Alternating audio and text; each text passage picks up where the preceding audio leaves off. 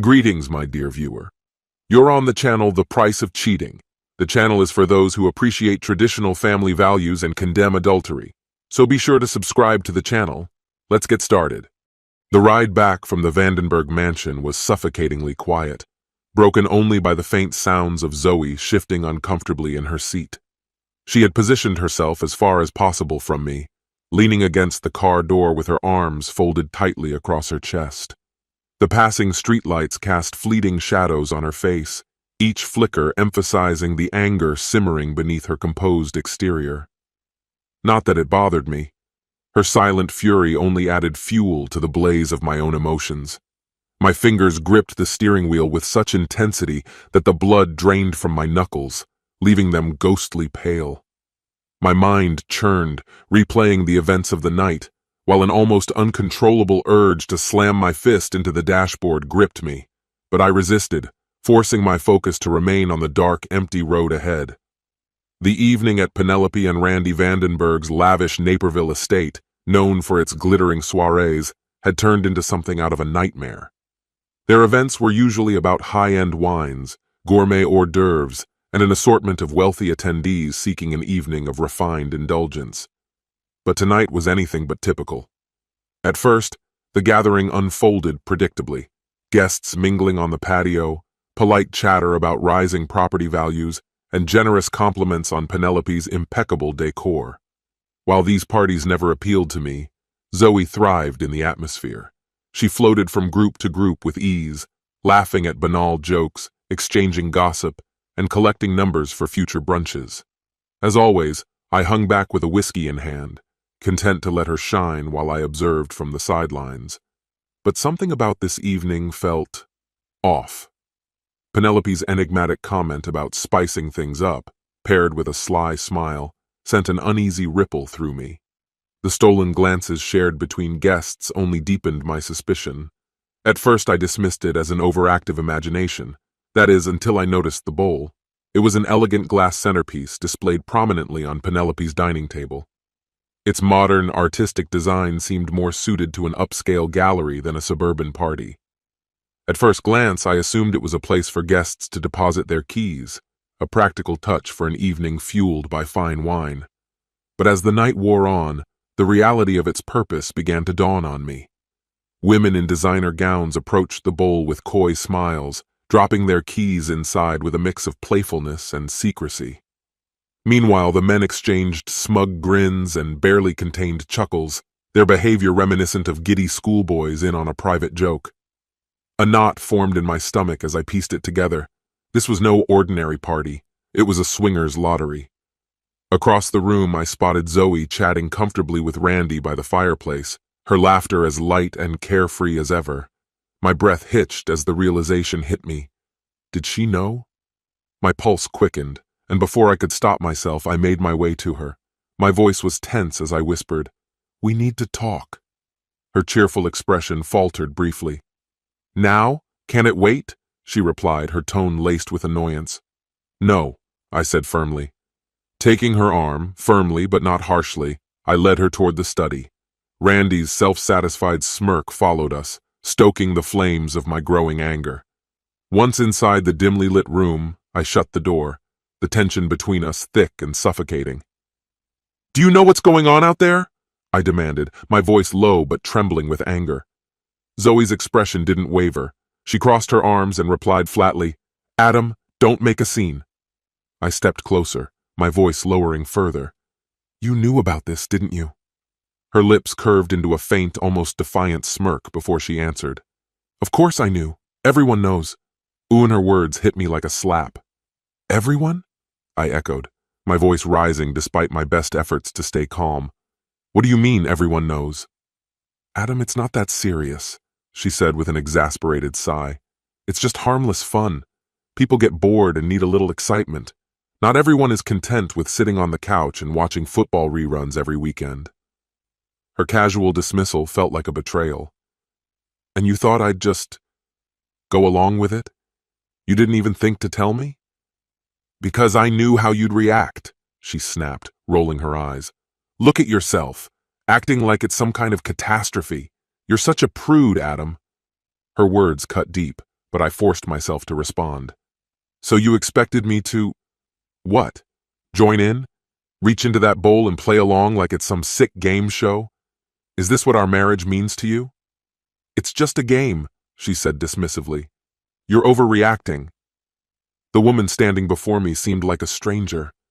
The partner I thought I knew, the person I'd vowed to share my life with, was defending something I found indefensible. The cracks in our relationship, once subtle, had become a chasm too wide to ignore. I squared my shoulders, speaking with quiet resolve. We're leaving. Now. If this… I gestured toward the door, indicating the party beyond, is more important to you than our marriage, then don't bother coming home. Her eyes narrowed, uncertainty flickering across her face. After a moment, she muttered, Fine, let's go. Without waiting for her, I exited the study and strode through the party, ignoring the laughter and chatter around me. My path led me directly to the glass bowl. With all eyes turning toward me, I reached in, grabbed a random set of keys, and held them up. For the record, I said, my voice cutting through the room's murmur, I find this disgusting. My marriage is not a game, and if any of you think otherwise, you're pathetic. I dropped the keys back into the bowl with a sharp clatter and stormed toward the front door.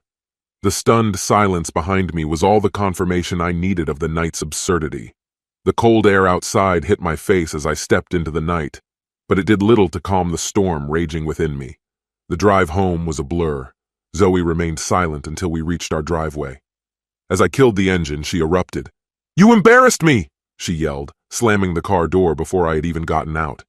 You humiliated me in front of everyone, Adam, everyone!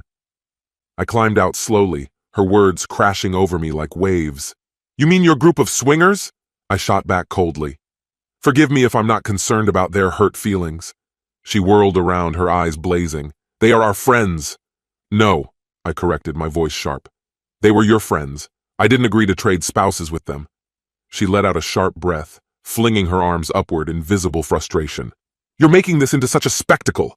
This isn't some grand act of treachery. No one's being coerced into anything here. It's just a choice. A choice? I repeated, disbelief laced through my voice like venom. A choice to betray your husband and mask it as some warped party game? To throw away 22 years of marriage because you're feeling restless? My voice quivered with barely restrained anger. Her eyes narrowed, her expression hardening like stone. Don't you dare! She shot back, jabbing a finger in my direction. Don't stand there acting like some moral beacon, Adam. You're so lost in your self-righteous pity that you can't even see how unbearable you've become. Do you think this, any of this, is happiness? She gestured wildly toward the house, her movements frantic. Her words hit me like a sledgehammer. This suburban prison, she had called it. That's how she viewed the life we had created together. Our home, our family, the years of shared laughter and struggles. To her, it was all meaningless. Fine, I said, my voice steady despite the storm raging within me. Maybe it isn't enough. But if this is what you've chosen, defending something so disgusting, then I don't know what we're even fighting for. My words hung in the air, sharp and unfiltered. She rolled her eyes, turning toward the stairs. I'm done with this conversation tonight. Oh no, you're not, I said, trailing her, my voice rising. You're not walking away from this. You're going to make a decision right now. She halted at the base of the stairs, her back still to me. You don't get to control me, Adam, she said coldly, her words as cutting as a blade. Not anymore. Her statement lingered in the air as she ascended the stairs, leaving me alone in a house that suddenly felt hollow. The once warm home, filled with our children's laughter and shared moments, now seemed like an empty shell. The next morning, the silence was oppressive. I sat at the kitchen table, a steaming mug of coffee before me, my eyes fixed on the worn surface of the wood. Scratches from school projects, stains from countless spills, and faint grooves from late-night conversations were all etched into its surface. Yet, in that moment, it felt as though the life those marks represented was slipping through my fingers. Sleep had eluded me. After Zoe's retreat upstairs, I'd spent the night pacing the living room, her words replaying in my mind like a broken record. Suburban prison, bored, suffocating. Her footsteps broke the silence, and she entered the kitchen with a casual air, as if nothing had transpired the night before. Her hair was loosely tied back, and she wore leggings and an oversized sweatshirt.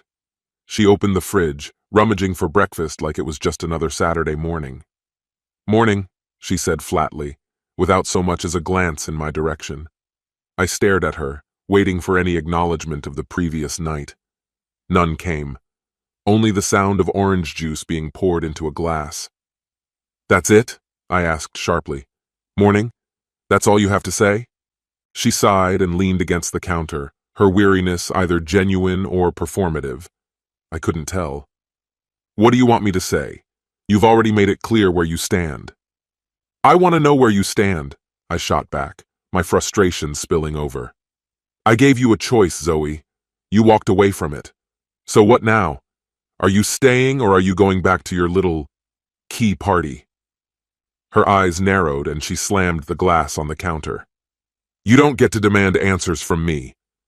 "I'm your husband," I growled, my palm hitting the table with a loud thud. "I deserve answers."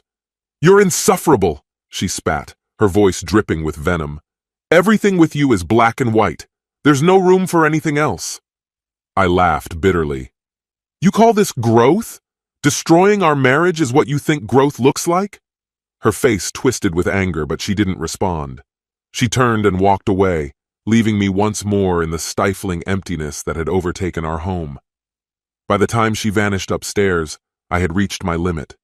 Her indifference, her betrayal, her refusal to give me the respect I deserved, it was too much.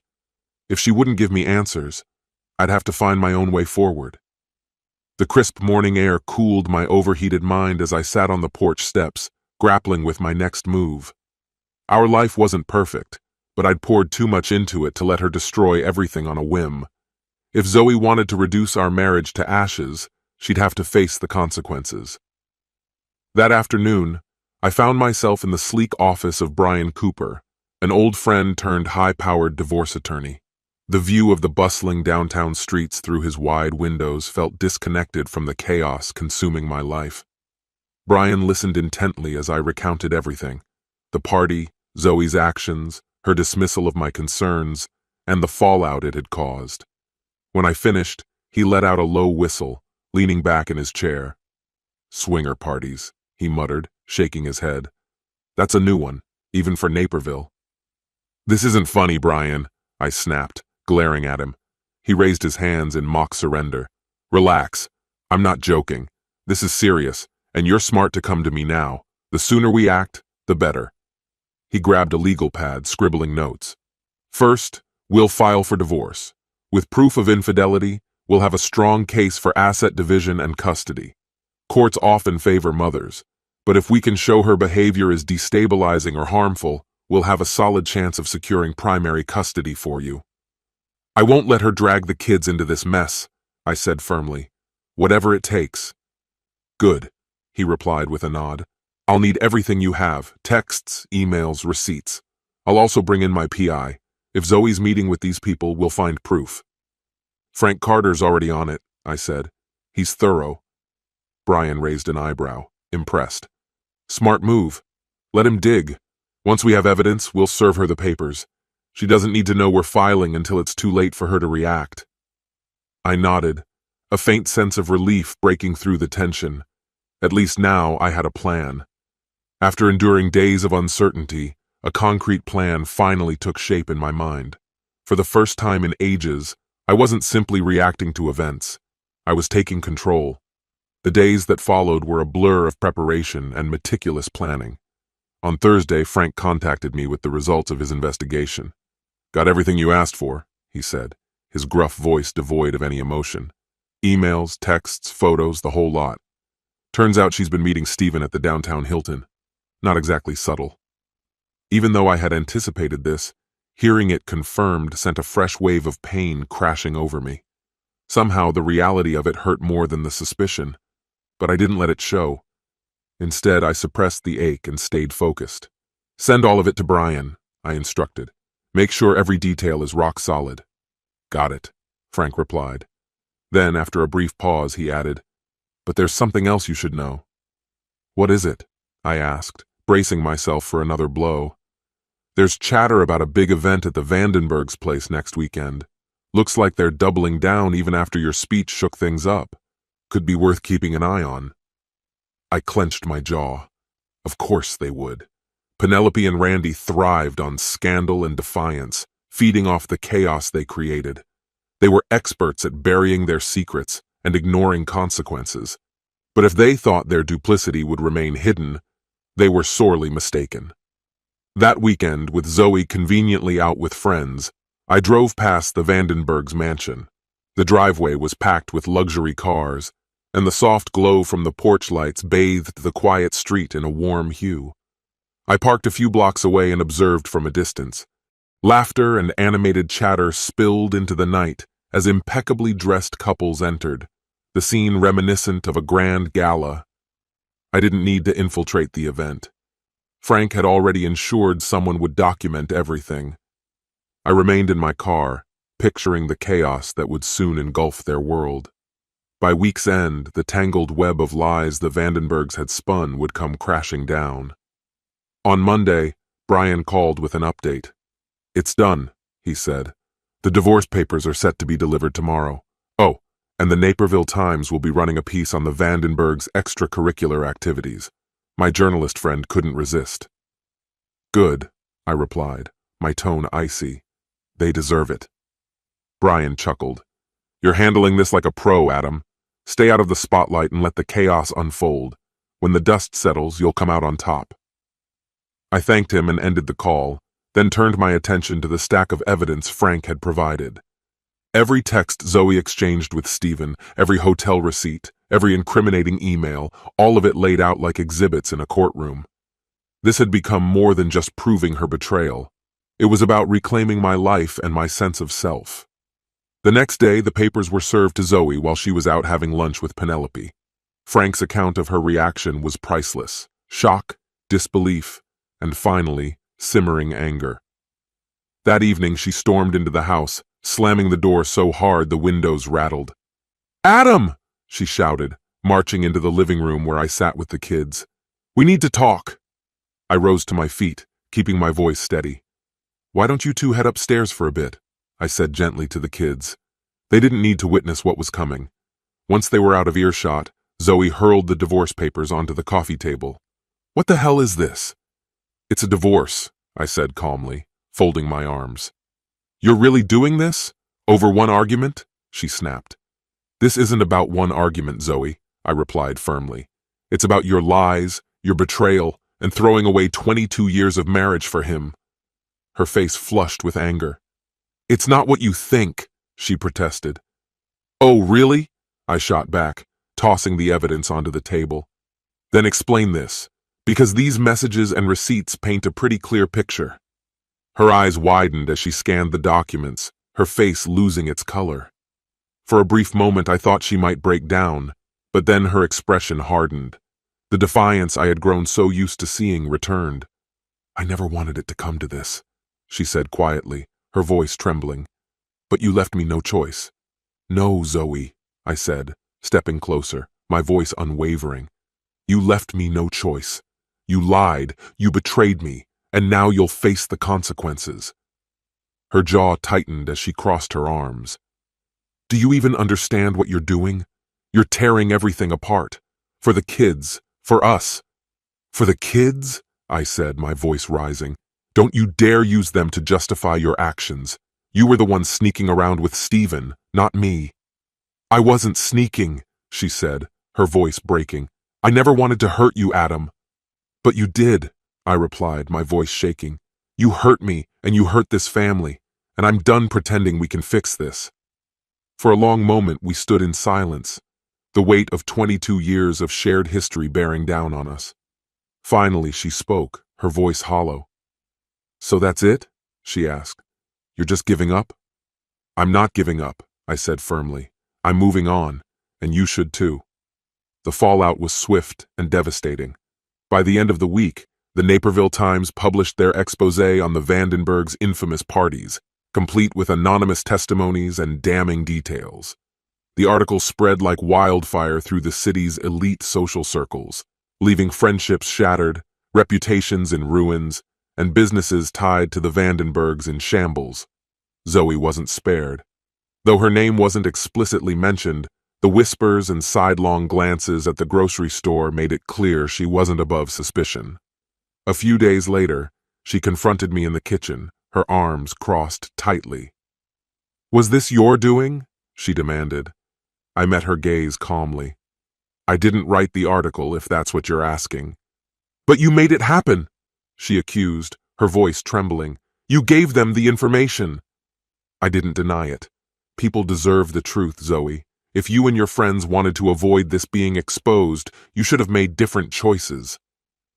Her cheeks flushed a deep red with fury, but she didn't offer a single word in reply.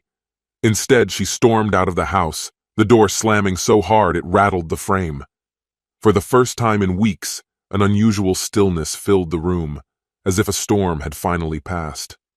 The divorce was finalized within a few months. With undeniable proof of her infidelity and the ensuing public backlash, Zoe had little ground to stand on during negotiations. I was awarded primary custody of our children, ownership of the house, and the majority of our financial assets. Zoe moved to a modest apartment across town, a far cry from the life we had built together. She occasionally reached out regarding the children, but our conversations were short and devoid of any personal connection. The bond we once shared, the warmth and intimacy that had defined our marriage, had evaporated. Yet for the first time in years, I felt a sense of liberation. The children and I gradually found a rhythm, a life no longer dictated by Zoe's restless need for adventure or her constant criticisms. Transitioning to this new reality wasn't easy. Some nights, loneliness crept in, and I'd find myself gazing at old photographs, trying to piece together how everything had unraveled so completely. But those moments didn't last long. With each passing day, it became increasingly clear how much of myself I'd lost in trying to keep her happy. One crisp autumn Saturday, I took the kids to the local park. The sun bathed the colorful leaves in a golden glow as Sophie chased a soccer ball across the grass. Hannah, ever engrossed in her books, was perched on a bench, nose buried in her latest read. Meanwhile, Adam Jr., my little daredevil, was determined to conquer the tallest tree in sight. "Need some help up there, buddy?" I called, walking closer as he stretched for another branch. "Nope, I've got it, Dad," he shouted back, grinning down at me. I laughed and took a step back, giving him space to figure it out on his own. Watching him cling to the tree with determination, I was struck by a profound realization. Despite everything we'd endured, we were still standing. Our family wasn't broken. We were growing, learning how to become stronger. As I soaked in the simplicity of the moment, a woman approached me. She seemed about my age, with kind eyes and an easy smile. Her blonde hair was loosely braided, and she carried herself with an air of quiet confidence. "Hi," she said, extending her hand. "I'm Rachel. My son is playing soccer with your daughter." She gestured toward the field, where Sophie and a boy her age were kicking the ball back and forth. "I'm Adam," I replied, shaking her hand. "It's nice to meet you." We chatted for a while, sharing parenting stories and laughing over the small, universal challenges of raising kids. Her presence felt light and natural, a sharp contrast to the tension that had clouded my relationship with Zoe in recent years. When Rachel smiled, it felt genuine, unforced. As she turned to leave, she glanced back with a warm smile. "Maybe we'll see each other here again next weekend." "Maybe," I replied, returning her smile.